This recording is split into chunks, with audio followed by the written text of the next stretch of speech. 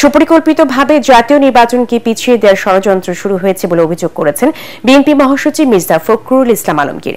Bangkok থেকে virtually বক্তব্যে সতর্ক করে দিয়ে তিনি বলেন, বিভাজন সৃষ্টি আর সরকারের নানা সংস্থাকে পরস্পরের মুখোমুখি দাঁড় করানোর চেষ্টা চলছে। এদিকে রাজধানীতে আলাদা অনুষ্ঠানে বিএনপি নেতারা বলেন, যত দ্রুত সম্ভব জুলাই গণহত্যার বিচার, সংস্কার ও নির্বাচন হতে হবে। রিপোর্ট মইনুল হাসানের। দলীয়ভাবে অত্যন্ত গুরুত্বপূর্ণ দলের প্রতিষ্ঠাতা সাবেক রাষ্ট্রপতি জিয়াউর রহমানের ৪৪তম মৃত্যুবার্ষিকী উপলক্ষে ৮ দিনের কর্মসূচি পালনের সিদ্ধান্ত হয় বিএনপি ও এর সহযোগী সংগঠনের নেতাদের যৌথ সভায়।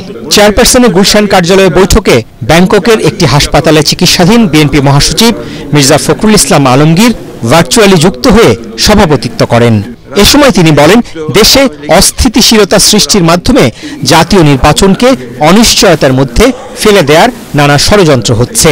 অত্যন্ত সুপরিকল্পিতভাবে নির্বাচনকে পিছিয়ে দেওয়া, জনগণের যে অধিকার সেই অধিকার থেকে জনগণকে বঞ্চিত করাবার এবং ভোটের অধিকার থেকে বঞ্চিত করবার একটা পায়তারা শুরু হয়েছে।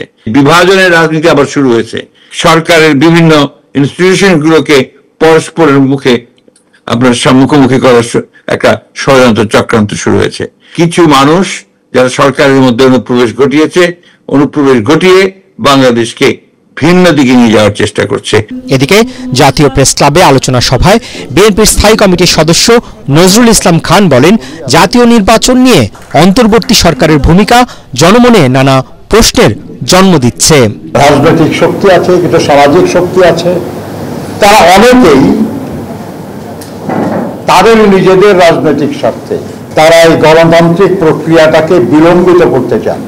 এটা তাদের স্বার্থ কতখানি হাসিল আমরা জানি না, কিন্তু দেশ এবং জনগণ বিপদাপন্ন হতে পারে। এর আগে নেতাকর্মীদের নিয়ে জুলাই গণ অভ্যুত্থানে আহত রাকিবুল হাসানের পরিবারের সদস্যদের সাথে দেখা করেন বিএনপির সিনিয়র যুগ্ম মহাসচিব রুহুল কবির রিজভী। পরে সাংবাদিকদের কাছে ক্ষোভ প্রকাশ করে তিনি বলেন, সরকারের ব্যর্থতায় জুলাই গণহত্যার সাথে জড়িতরা এখনো ধরাছোঁয়ার বাইরে। বিচার এই সমস্ত ঘটনা, আইনের শাসন প্রতিষ্ঠিত করতে এত বিলম্ব কেন? আপনি ঢালাও গ্রেপ্তার, ঢালাও মামলা শেখ হাসিনার মতো করলে এটাতে মানুষের মন ভিজবে না। তাদেরকে চিহ্নিত করে এখনো বিচারের আওতায় নিয়ে আসতে অন্তর্বর্তীকালীন সরকার ব্যর্থ হয়েছে। বিএনপির এই মুখপাত্র অভিযোগ করেন, ইশরাক হোসেনকে গায়ের জোরে সরকার দায়িত্ব পালনের সুযোগ দিচ্ছে না। মইনুল হাসান, এটিএন বাংলা, ঢাকা।